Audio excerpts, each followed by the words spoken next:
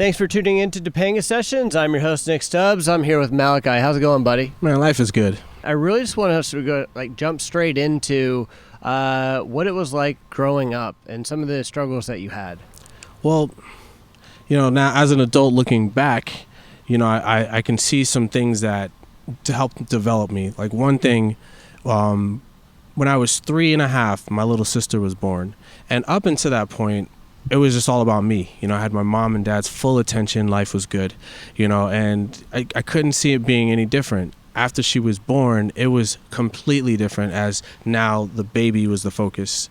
And I have vivid memories of just like there was a missing, and I felt, I don't want to say unloved, but there was like less love and like a lack of love when I needed it at certain times. So what that did, I don't want to say there's trauma there, but there was something I had to complete in my life, which I recently have. But what it did is it set me up for being okay with not having what I wanted in life, just in general. Isn't that crazy that we always think that we need more in our life to feel complete? But it's really, if we strip away the things that we think that we actually need and want and get to the basics of what, like family, like actually having a little sister, and just those connections are so much more important. Right. My family is so tight now. It's amazing. And I think having the little resentment that then kind of started to fester as I saw like my sister, if we had one donut left, it was like, well, let your little sister have it. It was like everything was that way. And it became who I was at school. Like if there was one thing left, I would just like, and just be easy about it. I remember winning a pie eating contest as a kid. Can't believe I remember this. Okay, hold on. What kind of pie? It was apple pie.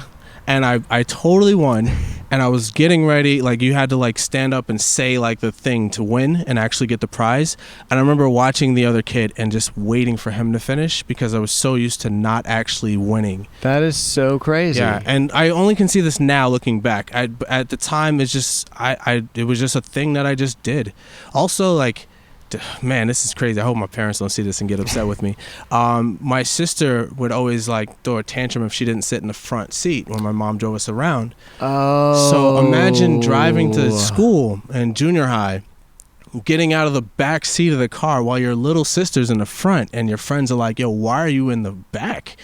And I had no answer for that. So I just started taking a back seat in life, and just doing things the way I thought they should be done, trying to be a good kid. And I could definitely say that coming into this now as an adult, me being an artist is me taking the front seat and saying, look, I really want to be in the front seat. What is it going to take? What do I have to do that? That's amazing. I mean, really, like you at home, if you have siblings, like even people in your life that you feel jealous about, the thing is that's ego. At the end of the day, that's just ego. And thanks so much for like being open about this, because I think a lot of people like you at home struggle with thinking that we're inadequate, even if it's not like someone that's in our life, like having a sister or a brother or anything like that. And the thing is that we need to finally say, no, I want to speak my truth. And if I feel this, I really want to like move forward. And I'm not being selfish by saying, hey, I believe I deserve this, as long as you're doing it in a good intention. Yeah, just say, I want this thing. What do I have to do to actually make it mine? Also just be grateful at the same time. Right, true. Like if you get a yes, if you get a no, either way, you could still be happy. I see power in that. Like there's a way I could have sat in the back seat and still been powerful about it. But I wasn't, and I let it kind of manifest into being a passive observer of life rather than someone who just enjoys life. Absolutely. And I mean, it was kind of like you were preparing for Uber. Yeah. Oh, that would have been. Yeah, I guess nowadays we all sit in the back seat. Isn't that crazy? Oh my God, I could have looked at it like I was being chauffeured. And exactly. And it's just this, it's so crazy. And for you at home, 10 seconds in your day can completely change the outlook, not just on your day, but your whole entire life. Like, why are these things happening? Instead of why are these things happening, are what is this trying to show me? What is this moment in time trying to show me to help me grow and become a better person? I like that. Yeah, I think that everything is a lesson. If you go to the gym, you're lifting weights. It hurts, but it's there to strengthen that muscle. Every bit of pain is literally strengthening some muscle. So, and speaking of that, you got into the industry and you have a really interesting story about it, because you at home, we always look at people doing music or actors or anything like this, and we just see the highlight reel. right. But most people don't have a clue of what it takes to be. We always think that if we do something good, we get thanked. But in the music industry, it is the complete opposite. Doesn't matter how hard you work. So can you jump in on that and just expand? So I got a job at a studio inside of Interscope Records back in 2008. And you start off at the bottom of the totem pole, getting people food, working bare minimum. Like sometimes you'd make less than minimum wage the way they set it up. But I do remember them saying, if you don't get yelled at, that means you did a good job. So it's not even like getting thanked is the goal. The goal is just to not have them speak to you at all, because you're only going to get negative reinforcement, never any positive anything. And I do believe that's true. And I think it's also kind of necessary, because there's so many people that want in, and that kind of filters out the people who aren't actually passionate about it. I'm not saying it's a good thing. I'm just saying it might be necessary. I know for me, I got to see people coming in. I worked my ass off. I came in, I think I was working 10-hour days, sometimes 13-hour days, and never once got thanked. It wasn't like, hey, Malachi, you did a good job, thank you, or never any extra money. Like usually you do extra work, you work later hours, like you get a bonus or something. No, you just get to keep your job if you're lucky. I think that's about it. And I can say, seeing all the artists that came through, you don't actually receive back what you want until you've done all the work, cashed it all in, and luck is on your side.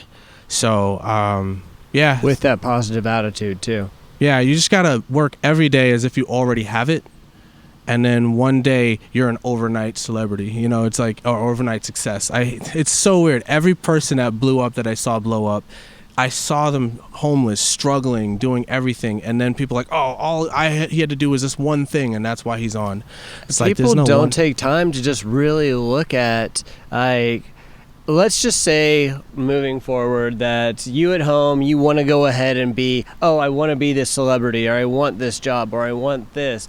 But the thing is that you need to go through those steps, because if you actually look at the statistics of people who climbed quicker than they really deserved, they will probably destroy it because they don't have the value for what it really is and what it took to get there. Yeah. So it's really that strength of all those steps that give you the ability to stand up and say, I deserve this because I put the work in. Word. Yeah, I always say, up like a rocket, down like a rocket, up like a balloon, down like a balloon. I think too many people want to be at the top. There is no top, it's just every day you're doing the thing you love, doing it to the highest degree you can, and enjoying whatever comes out of it. And if at the end of the day someone sees you as being at the top, like, that just means that you only have one way to go from there, and that's down. Like, you know what I mean? Like, so the goal shouldn't be the top. The goal should just be to do your best. And also just be happy. Right. Like, every single thing you can be grateful for. And that's just like, gratitude really is underrated. And just taking time to breathe and say, you know what? This is hard, but this is what I love. And I know that when I put in the work, I'm going to get where I want to be. Yeah. And also I want to say, like, what I love and what I enjoy, like, I think sometimes people conflate, like, put those two, like, collapse them. And it's like, I enjoy playing video games, but at the end of the day, I'd sell video games out in a heartbreak to make a song, right? So I love music, and I love helping people make music. Like, when I say I love it, I mean I give to it, not just I take from it. And I think a lot of people just take from this. They don't actually give to it. The more that you give, it's true, the more you receive. Right. Now, you've gone through all these steps. You're starting to make it to a point that you're really starting to be passionate. And then all of a sudden, the proverbial rug got pulled out from underneath you, and then you are homeless. Okay, so yeah, so a little more context around that. I quit working at the label to start being a producer because I was an engineer, and I was not in love with being an engineer. I saw that as a step to get to being a producer, and then someone said, "That's funny. I would think producing would be the path to becoming a producer," and like it just totally blew my mind that I've been working so hard to do one thing in order to get to another. So I quit. And I got my own studio, and again, it was a big gamble, and things were moving. I made an even bigger gamble. It fell apart. I'm homeless. So that's a little context around how that happened. And, you know, I could have been like, oh man, I need to hurry up and figure out a job. I need to figure this out. But instead I said, you know what? This is an opportunity for me to not have strings attached to me. I put all my stuff in storage, and I slept in my car for a month. You know, and I really enjoyed that month of not having, because not having showed me, one, who I really was. Because if you have a lot of stuff, you think you are the stuff. When you don't have the stuff, whatever you can produce without it, that's who you are. And I saw who my real friends were. I made a lot of money. Which, by the way, that is worth its weight. Yeah, knowing who your friends are. Truly knowing the people that are around you are there for the right reasons. Right. And I definitely would say that nothing will tell you quicker than when you hit hard times who your friends are. So, you know, I think you want to surround yourself with people that if you ever did hit hard times, they would just be there to catch you and just help you back up. Absolutely. You know, you don't want people that are there just because the ride is, you know, you're feeding them, you know, that doesn't work. Or thirsty. Yeah. Anybody that wants you because of what you have is not your friend. Learn that the hard. Also, most of the people at the record label I learned were not my friend. You know, they're so friendly because they want stuff, you know, but when I opened my studio, they all came by wanting to record for free. Yeah. And I'm like, dude, my rent is $1,200 a month on this place. You cannot for free. And the attitude they would give me, like, how dare you charge me for something that, you know, and I was just like, wow, these people are not my friends at all. So not every single one, but I got to see really quickly some of the ones that I was like partnering up with, I shouldn't have been partnering up with. And that's a great thing, because what I always say is, like, pain is like one of your best friends, because really at the end of the day, you don't grow when everything is great. So take those times that when you're struggling to be thankful for those moments, because the more grateful you are that you're in this moment of struggle, first, the faster it'll actually go. Fact. But also you just become a stronger version of yourself. Right. And it's worth its weight. Little Beast trying to say hi. Yeah, I know. I'm not upset about it. No, you're right. You definitely have to embrace all of the pain, because the pain will mold you into what did we say before about the pressure and time? Pressure and time make diamonds. So it's just a lot of people want diamonds, but they don't want to actually go through the pressure or the time. And you know, it's like I think going to the gym is the best analogy. I used it once already, but it's, you go there expecting pain. If you go into any dream, music industry or not, you have to expect the pain, look forward to the pain, and then smile when the pain happens, you know? Absolutely. Yeah, so, I mean, I'm numb to it now. Like, stuff happens. You know what's interesting about going to the gym? After a while, you stop getting the soreness.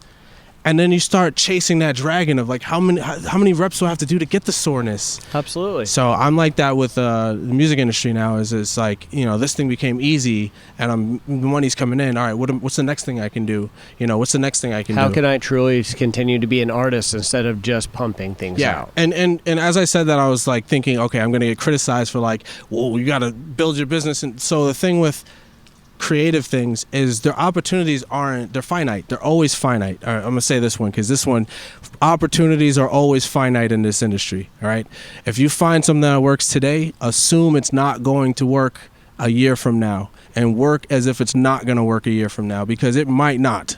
And if it does, that's awesome. You got extra money coming in. But if you bank on the one thing that you find, it's like Who Moved My Cheese? You ever read that book? I have not. It's a short one. Essentially, it's about mice in a maze that find cheese. Two of the mice throw their running shoes away. The other two tie them and put them around their neck.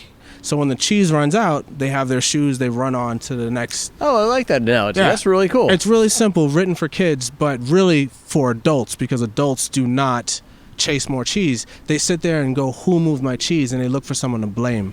Oh, yeah. Yeah. Have you ever heard of a book called The Little Prince? No, what's that one about? So Little Prince, for you at home, it's such a fascinating book to re-look at life as a child again.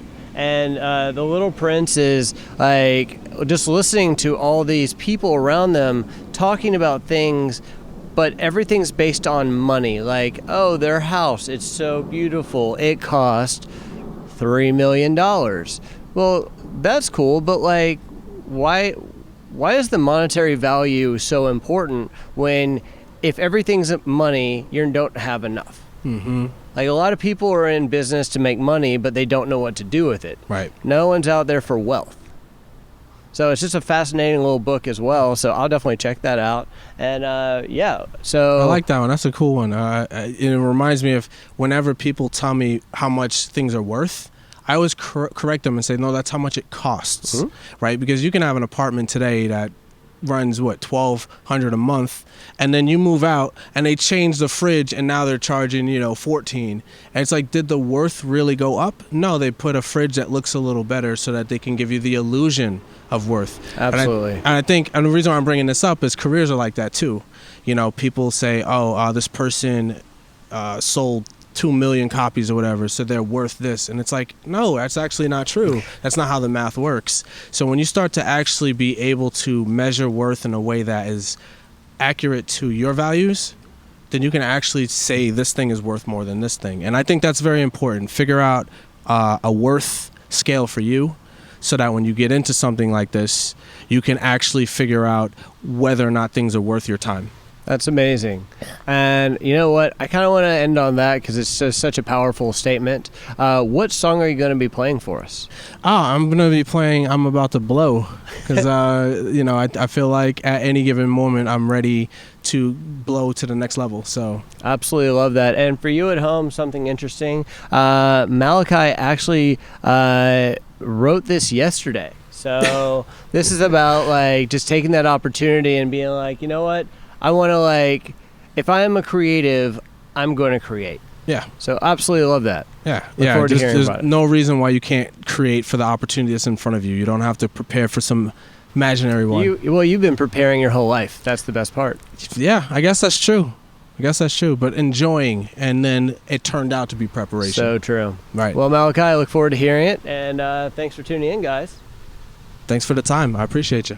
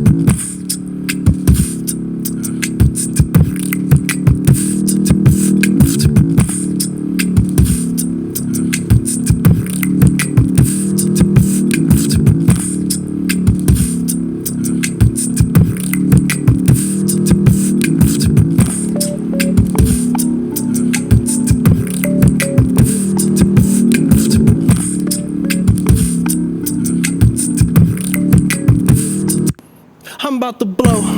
I'm Tupac with the nouns and Biggie with the flow. Big Boy with the style and Andre with the fro. Jay-Z with the cunning gal and Kanye with the clothes. Backstreet called it Wizzy Wow, Black Rob called it whoa. Mama told me make her proud, so I had to grow. And to the man that I am now, I had to make it so. I was just an artsy child who wanted nothing more than to go out and rock the crowds and have some sold out shows. Dollars, pesos, euros, pounds, gotta get the dough. Capping front and chasing crowds, that's stuff that I don't know. Don't expect me to come out and do work for the low. No IOUs or debt allowed, just pay me what you owe. Your circle's got more clowns than Ringling Brothers show. Spent your budget on some loud and wondered why you broke. I am confused on just how you thought that would go. Cause I am leaving with a smile and that's just all she wrote.